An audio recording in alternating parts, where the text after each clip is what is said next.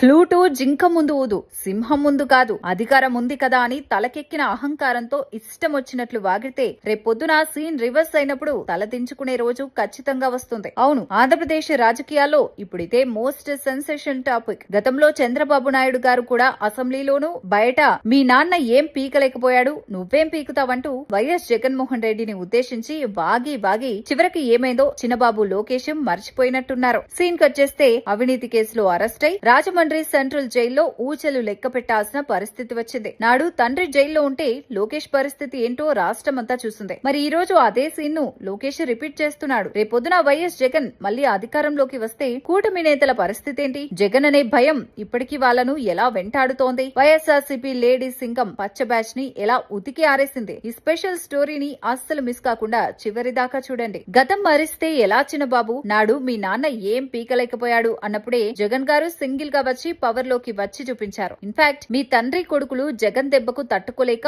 ఒంటరిగా ఎదుర్కొనే ధైర్యం లేకనే కదా ఇంకో 2 పార్టీలతో పొత్తులు పెట్టుకోవాల్సి వచ్చింది. ఇంత మీడియాను వెనకేసుకుని పొత్తులు పెట్టుకుని కూడా మీరేం పీకారు వైఎస్ఆర్ ను, జగన్ ను? పొత్తులు లేకపోతే కనీసం ఎమ్మెల్యేగా కూడా గెలవలేని నువ్వు కూడా ఈ రోజు జగన్ గారి గురించి మాట్లాడుతున్నావా చిన్నబాబు? చరిత్ర మీరు మర్చిపోయినా జనం మర్చిపోలేదు. నువ్వు మారిన జగన్ గారిని చూసావు, పాత జగన్ గారిని చూడాలి అనుకోకు, తట్టుకోలేవు. అధికారం ఉందని ఎచ్చులు పోవద్దు. ఆ తర్వాత కూడా ఆంధ్రప్రదేశ్ లోనే ఉండాలి కదా. ఎవడు కొడితే దిమ్మ తిరిగి మైండ్ బ్లాక్ అవుతుందో అతనే వైఎస్ జగన్. జగన్ అనే భయం ఇప్పటికీ కూటమి లీడర్లను అడుగడుగునా వెంటాడుతోంది. వాళ్లకు జగన్ పేరు లేకుండా ఒక్క మీటింగు జరగదు, ఒక్క రోజు గడవదు. జగన్ బలం జనం, ఆయనకున్న ప్రజాదరణే వీళ్ల అసలు భయం. కూటమి నేతలకు ఒకటే విజ్ఞప్తి, మీరు వైఎస్ జగన్ గురించి ఎంత తక్కువ మాట్లాడితే మీకు అంత మంచిది. మీకు కులగచ్చితో, పార్టీ పిచ్చితో నిజాలు కనిపించట్లేదు కానీ గ్రౌండ్ లో ప్రజలు చాలా సఫర్ అవుతున్నారు. 2 ఏళ్లు దాటుతున్నా మేనిఫెస్టో అమలు లేదు. ప్రజా సమస్యలు పట్టించుకునే నాదుడే లేడు. 2 ఏళ్ల నుంచి తల్లి చెల్లి గొడ్డలి అంటూ ఇదే పనిగా పడి ఏడవడం తప్ప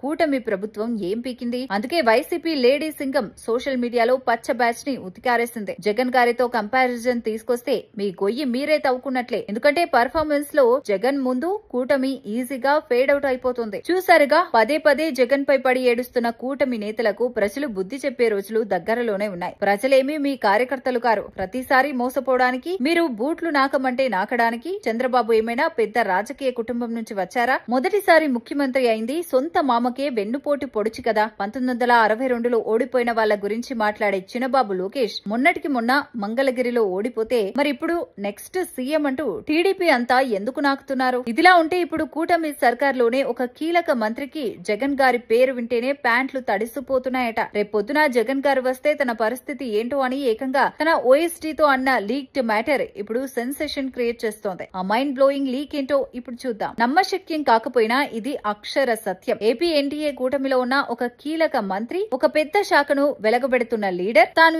ఏరి కోరి తెచ్చుకున్న ఒక ఐఏఎస్ ఓఎస్టీ అధికారితో పర్సనల్ గా అన్న మాటలు ఇప్పుడు పొలిటికల్ సర్కిల్స్ లో లీక్ అయ్యాయి. సదరు మంత్రి గారు ఆ అధికారితో ఏమన్నారంటే, నువ్వేదైనా చెయ్యి, ఎక్కడా మన శాఖలో అవినీతి అనేదే కనపడకూడదు. తేడా వచ్చి రేపు మన ప్రభుత్వం పోయి వాళ్ళు అంటే వైసీపీ అధికారంలోకి వస్తే రేపు వాళ్ళు వచ్చాక నన్ను అరెస్ట్ చేసే పరిస్థితి అస్సలు రాకూడదు. ఎందుకంటే నేను ఆ జైలు వాతావరణానికి ఇమడలేను, నా వల్ల కాదు అని చెప్తూ మొత్తం వ్యవస్థను ఆ అధికారి చేతిలో పెట్టారట. దీన్ని బట్టి అర్థం చేసుకోవచ్చు జగన్ గారి పేరు చెప్తే కూటమి మంత్రులకు ఏ రేంజ్ లో వణుకు పుడుతోందో. కానీ పాపం ఆ మంత్రి అంత భయపడి అంత ఓఎస్టీ చేతిలో పవర్స్ పెడితే ఆ ఓఎస్టీ మాట మిగతా పేషీల్లో ఎవరూ వినడం లేదట. ఈయనేదో ఆర్డర్ వేసి వెళ్లిపోతారు, రోజుల తరబడి కనపడకుండా పోతారు. ఇక్కడేమో ఒక్కడు కూడా నా మాట వినడం లేదు అంటూ ఆ అధికారి ఆవేదన చెందుతున్నారట. అంటే లోపల వ్యవస్థ మొత్తం ఎంతగా కొలాప్స్ అయిందో అర్థం చేసుకోవచ్చు. 2 ఏళ్లకే చేతులెత్తేసిన సీఎం చంద్రబాబు, మంత్రి లోకేష్ లది ముమ్మాటికి దద్దమ్మ ప్రభుత్వమే అని